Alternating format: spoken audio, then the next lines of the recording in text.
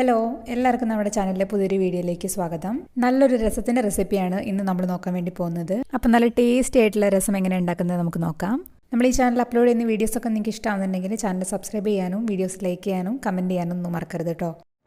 അപ്പോൾ ആദ്യം തന്നെ നമുക്ക് കുറച്ച് ഇൻഗ്രീഡിയൻസ് ചതച്ചിട്ടെടുക്കാനുണ്ട്. അതിനായിട്ട് ഞാനൊരു മിക്സിയുടെ ജാറിലേക്ക് 1 ടീസ്പൂൺ ചെറിയ ജീരകം ചേർത്ത് കൊടുക്കുന്നുണ്ട്. കൂടെ തന്നെ 2 ടീസ്പൂൺ മുഴുവൻ കുരുമുളകും ചേർത്ത് കൊടുക്കുന്നുണ്ട്. ഇനി ഇതിലേക്ക് ഒരു 10 ചെറിയ ഉള്ളി ചേർത്ത് കൊടുക്കുന്നുണ്ട്. അതിൻ്റെ കൂടെ തന്നെ ഒരു 8 അല്ലി വെളുത്തുള്ളിയും ഒരു 2 പച്ചമുളകും കൂടി ചേർത്ത് കൊടുക്കുന്നുണ്ട്. ഇനി ഇതൊന്ന് ചതച്ചിട്ടെടുക്കാം. നമുക്ക് ഒരുപാട് അരഞ്ഞു പോകണ്ട, ഒന്ന് ചതഞ്ഞ് കിട്ടിയാൽ മതി. ഇനി നമുക്ക് രസത്തിലേക്ക് ആവശ്യമായിട്ടുള്ള പുളി ഒന്ന് വെള്ളത്തിലിട്ട് വെക്കാം. ഞാനിവിടെ ഒരു നാരങ്ങ വലുപ്പത്തിലുള്ള പുളിയാണ് എടുത്തിട്ടുള്ളത്. അതിലേക്ക് കുറച്ച് വെള്ളം ഒഴിച്ച് ഒന്ന് കുതിരാനായിട്ട് മാറ്റി വെക്കാം നമുക്ക്. ഇനി നമുക്ക് രസം ഉണ്ടാക്കി തുടങ്ങാം. അതിനുവേണ്ടി ഞാനൊരു പാൻ അടുപ്പത്ത് വെച്ചിട്ടുണ്ട്. അതിലേക്കൊരു 3 ടേബിൾ സ്പൂൺ വെളിച്ചെണ്ണയാണ് ചേർത്ത് കൊടുക്കുന്നത്. വെളിച്ചെണ്ണ നന്നായിട്ട് ചൂടായി വരുന്ന സമയത്ത് നമുക്ക് അതിലേക്ക് 1/2 ടീസ്പൂൺ കടുക് ചേർത്ത് കൊടുക്കാം. കടുക് ഒന്ന് പൊട്ടി വരുന്ന സമയത്ത് ഒരു തണ്ട് കറിവേപ്പില കൂടെ ചേർത്ത് കൊടുക്കാം. ഇനി ഇതിലേക്ക് നമുക്ക് നേരത്തെ ചതച്ച് മാറ്റി വെച്ചിട്ടുള്ള കുരുമുളകും ജീരകത്തിൻ്റെയും കൂട്ടുണ്ടല്ലോ, അത് ചേർത്ത് കൊടുക്കാം. ഇതിലേക്ക് 1 മിനിറ്റൊക്കെ നന്നായിട്ടൊന്ന് വഴറ്റി കൊടുക്കുമ്പോൾ തന്നെ അതിൻ്റെ പച്ചമണമൊക്കെ ഒന്ന് മാറിക്കിട്ടും നമുക്ക്. ഇനി ഞാനിതിലേക്ക് ചേർത്ത് കൊടുക്കുന്നത് 2 മീഡിയം സൈസ് വലുപ്പത്തിലുള്ള തക്കാളിയാണ്. നല്ല പഴുത്ത തക്കാളി നോക്കിയെടുക്കാൻ പ്രത്യേകം ശ്രദ്ധിക്കുക. അത് ഞാനിതുപോലെ മിക്സിയിൽ ഒന്ന് ക്രഷ് ചെയ്തതാണ്.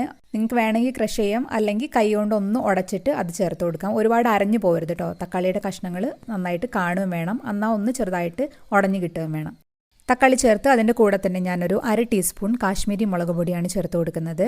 കൂടെ തന്നെ ഒരു 1/4 ടീസ്പൂൺ മഞ്ഞൾപ്പൊടിയും ഒരു 1/2 ടീസ്പൂൺ കായത്തിൻ്റെ പൊടിയും കൂടിയാണ് ചേർത്ത് കൊടുക്കുന്നത്. നമ്മൾ മാർക്കറ്റിൽ നിന്ന് വാങ്ങിക്കുന്ന കായപ്പൊടി ആയതുകൊണ്ടാണ് ഞാൻ 1/2 ടീസ്പൂൺ ചേർക്കുന്നത്. നിങ്ങൾ മുറിച്ചെടുക്കുന്ന കായോ അല്ലെങ്കിൽ ഒരുപാട് നല്ല ഫ്ലേവറുള്ള കായോ ആണെന്നുണ്ടെങ്കിൽ ഇത്ര ചേർക്കണ്ട, കാരണം അത് കയ്പ്പ് ടേസ്റ്റ് വരാൻ ചാൻസ് ഉണ്ട്. ഇനി തക്കാളിയും പൊടികളും എല്ലാം കൂടെ കൂട്ടി ചേർത്ത് ഒന്നും കൂടെ നമുക്ക് 1 മിനിറ്റും കൂടെ വഴറ്റി കൊടുക്കാം.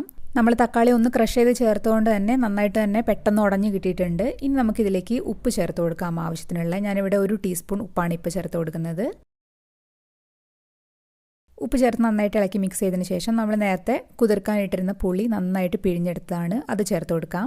പുളി കുതിർക്കാനിട്ട സമയത്ത് ഞാനൊരു 1 കപ്പ് വെള്ളം ചേർത്തിരുന്നു. അത് കൂട്ടിയിട്ടാണ് നമ്മൾ പുളി പിഴിഞ്ഞിട്ടുള്ളത്.